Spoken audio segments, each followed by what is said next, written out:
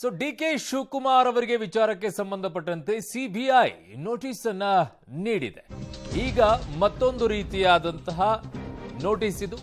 DCM DK Shivakumar ಜೊತೆಗೆ ಆರ್ಥಿಕ ವ್ಯವಹಾರ ಮಾಡಿದವರಿಗೆ ಈಗ ಸಂಕಷ್ಟ ಎದುರಾಗ್ತಾ ಇದೆ. 40ಕ್ಕೂ ಹೆಚ್ಚು ಮಂದಿಗೆ ನೋಟಿಸ್ ಅನ್ನ ಸಿಬಿಐ ನೀಡಿದೆ. ಸಿಬಿಐಗೆ ಡಿಕೆ ಶಿವಕುಮಾರ್ ಸಲ್ಲಿಸಿದಂತ ಅಫಿಡವಿಟ್ ಮಾಹಿತಿಯನ್ನ ಆಧರಿಸಿ ಈ ನೋಟಿಸ್ ಅನ್ನ ನೀಡಿರೋದು.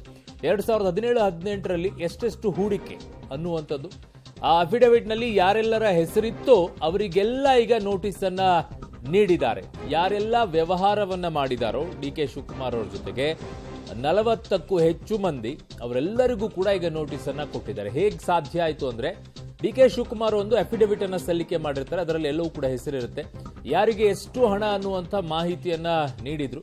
ಸೊ ಹಾಗಾಗಿ ಈಗ ಅವರೆಲ್ಲರಿಗೂ ಕೂಡ ನೋಟಿಸ್ ಅನ್ನ ಕೊಟ್ಟು ಏನ್ ವ್ಯವಹಾರಗಳು, ಹೇಗೆ ಬಂತು ದುಡ್ಡು, ಇದರ ಮೂಲವನ್ನ ಹುಡುಕ್ತಾರೆ. ಸೊ ಅವರಿಗೆಲ್ಲ ಈಗ ಸರಿಯಾಗಿದ್ರೆ ಯಾವ ಸಂಕಷ್ಟವೂ ಇಲ್ಲ, ಅವರ ಆರ್ಥಿಕ ಮೂಲ ಎಲ್ಲಿಂದ ಅನ್ನೋದು ಗೊತ್ತಾಗಿದ್ರೆ ಯಾವ ಸಮಸ್ಯೆನೂ ಇಲ್ಲ.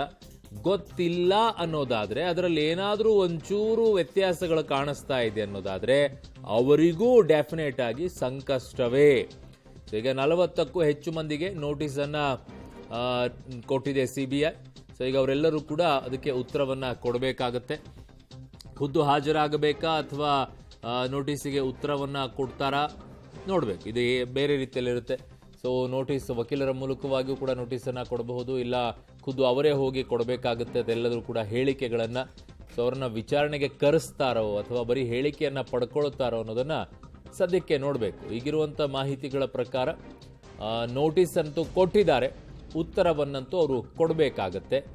ಯಾವ ಉತ್ತರ ಅಂತಂದರೆ 2017-18ರಲ್ಲಿ ಏನು ವ್ಯವಹಾರ, ಎಷ್ಟೆಷ್ಟು ಹೂಡಿಕೆಯನ್ನು ಮಾಡಿದ್ರು, ಯಾರಿಗೆ ಎಷ್ಟು ಹಣ ಅನ್ನುವಂಥದ್ದನ್ನ ವಿಚಾರವನ್ನು ಹೇಳಬೇಕಾಗತ್ತೆ.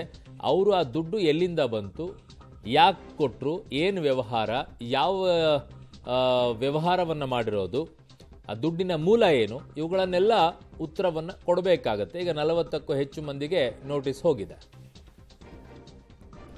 ನನ್ನ ಸಹೋದ್ಯೋಗಿ ಪೊಲಿಟಿಕಲ್ ಬ್ಯೂರೋಯಿಂದ ಸುಕೇಶ್ ಈಗ ನನ್ನೊಂದಿಗೆ ಸಂಪರ್ಕಕ್ಕೆ ಸಿಗ್ತಾ ಇದ್ದಾರೆ. ಸುಕೇಶ್, ಏನೆಲ್ಲ ಅಪ್ಡೇಟ್ಸ್ಗಳು ಬರ್ತಾ ಇದೆ ಸಿಬಿಐ ಕೊಟ್ಟಿರುವಂತಹ ಈ ನೋಟಿಸ್ ಬಗ್ಗೆ?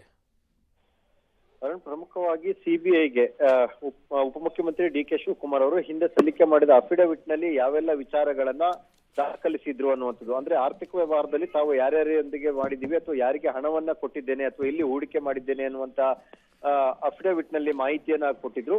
ಅದನ್ನ ಆಧರಿಸಿ ಈಗ ನೋಟಿಸ್ ಕೊಟ್ಟಿದ್ದಾರೆ. ಅಂದ್ರೆ ಒಂದು ಕಡೆ ಇವರ ಕೊಟ್ಟ ಅಫಿಡವಿಟ್ ನಲ್ಲಿ ಇಂತಿಷ್ಟು ಹಣವನ್ನ ಕೊಟ್ಟಿದ್ದೀನಿ ಅನ್ನುವಂಥದ್ದು. ಸಹಜವಾಗಿ ಪಡೆದವರ ಕೈಲೂ ಕೂಡ ಒಂದಷ್ಟು ದಾಖಲಾತಿಗಳು ಇರ್ತವೆ.